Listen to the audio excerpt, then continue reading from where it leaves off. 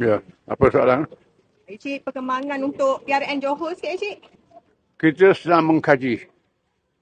InsyaAllah hari Senin ni kita akan dengar taklimat daripada PAS Negeri Johor.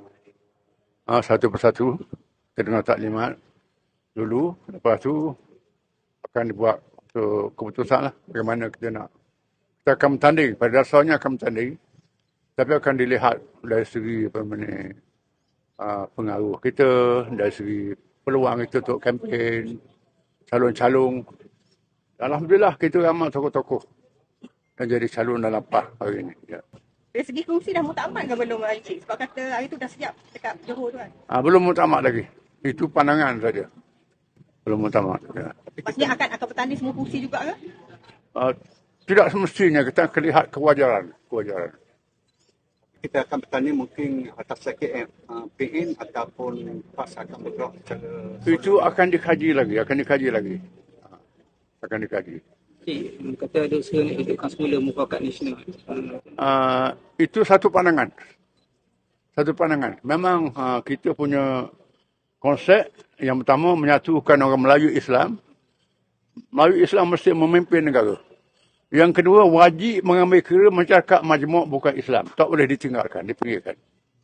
Apa pertimbangan lain untuk menjayakan mufakat nasional itu?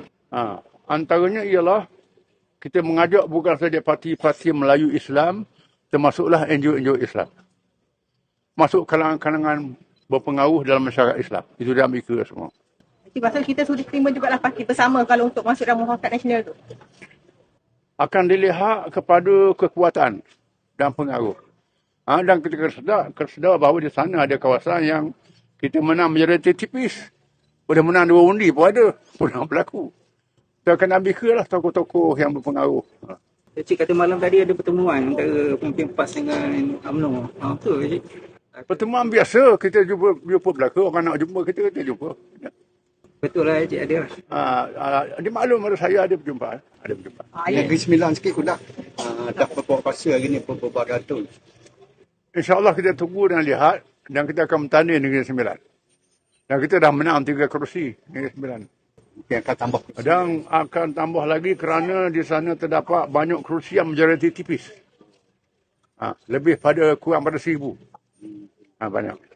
Encik, susulan dengan hubungan dengan persatuan itu dah ada keputusan ke apa perkembangannya? Dan ulama telah bermuzakharah dan ulama dah membuat keputusan terpulang pada pusat bila nak umum. Apa tindakan yang patut diambil. Ya.